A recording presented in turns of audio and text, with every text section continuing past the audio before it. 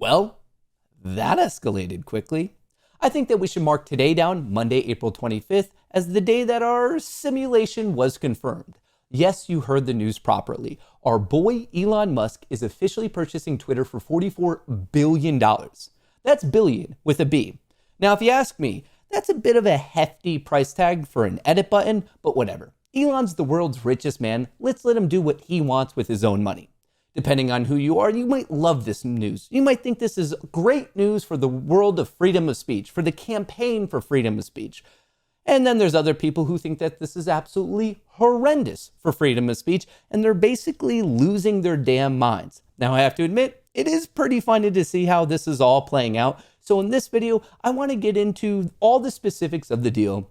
I want to better explain what's going to be happening if you happen to be invested in Twitter, what happens to your shares, or if you have options, what's going to happen to all those. And then I want to get into what this all means for mainstream media, what this means for the current CEO, the previous CEO, and what really this might mean for freedom of speech. So before we get into all that, if you enjoy this type of content, don't forget to join up by hitting the subscribe button. And other than that, let's get at it.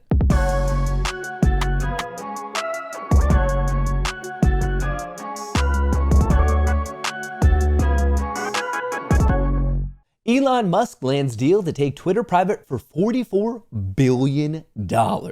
Billionaire entrepreneur Elon Musk agreed to buy Twitter for $44 billion using one of the biggest leverage buyout deals in history. Investors will receive $54.20 for each Twitter share they own. So that one's pretty simple. If you own Twitter when this is completely finalized, which will be closer to the end of this year, for every share that you own of Twitter, you're going to get paid $54.20. Now, if you're in options, whether calls or puts, it's a little bit different. And obviously you have to take in consideration the expiration date of said options. But if it's out of the money, it's going to just expire worthless. You're most likely not going to get anything and the premium will be at zero. Now, if it's in the money, you'll actually get a cash payment for those canceled shares, just so we're all up to date with how that could impact your individual position. What a crazy day. So Twitter right now, just for posterity's sake, just trading under $52, currently up almost 6% on the day with this news. We're also going to be talking about Doge because you can see this news is actually prompting Doge to rip through the roof, currently up 26%. But before we get there, there are other things we should cover. The deal was unanimously approved by the company's board and is expected to be completed later this year. Musk secured $25.5 billion of debt and margin loan financing and will provide about $21 billion in equity to fund the deal. So it's this really financing that I think it might be throwing a little bit of a wrinkle into what's going to go on here. But before we get to that, I do want to get to some of these initial reactions, particularly from Elon himself. I hope that even my worst critics remain on Twitter because that is what free speech means. Now, I know there's many people who you're probably watching this, and if I'm being honest, you're probably pissed at me. You're probably mad that I'm not freaking out, but I honestly like that Elon's buying Twitter.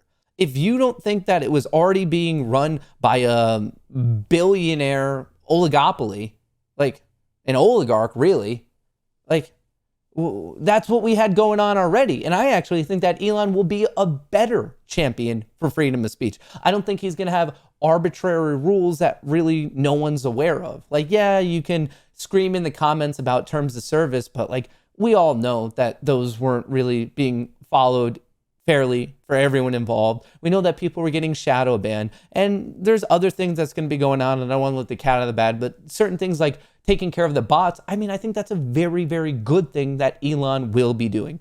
Maybe I'm wrong on this, but I truly believe that Elon is actually campaigning for freedom of speech in this particular deal. And I'm getting that from comments like this. He says even people who don't like him stay on the platform. That's what freedom of speech is. And what's even more powerful is this.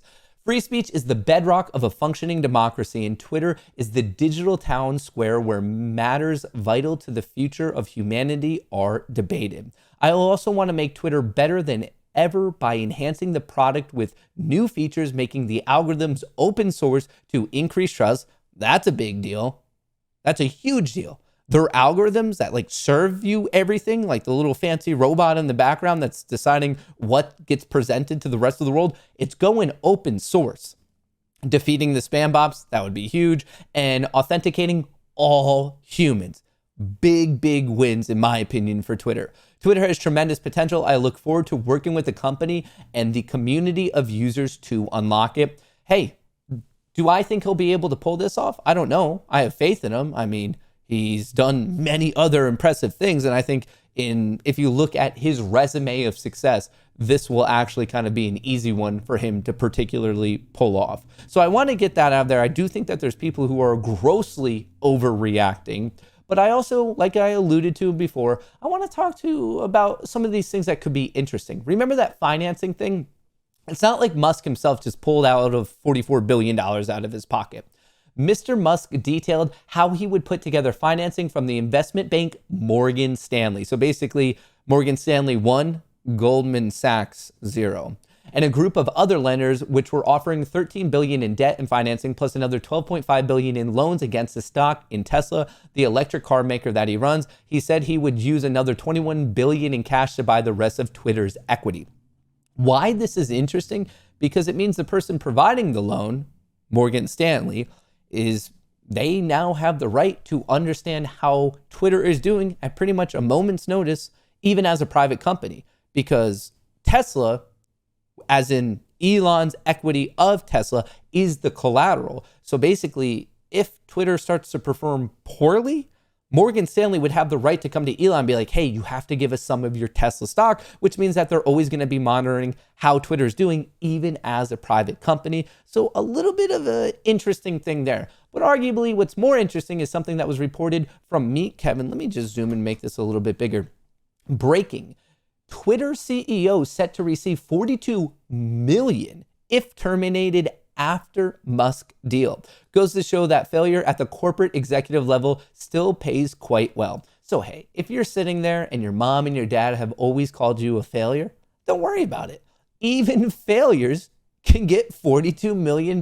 So you're looking A-okay.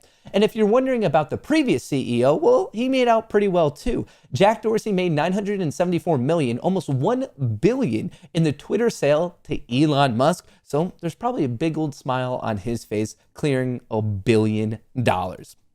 That's more of the people specific to the company. Now, one thing that I personally find a lot of joy in is looking at media and how media said this would all play out, because a lot of people said, no way Elon could do it. No way will he get the money. No way is he serious. And I guess what I would say to them is, obviously, you were wrong, wrong, wrong. Not that long ago, Jim Cramer, Twitter's board has no choice but to reject Elon Musk's offer.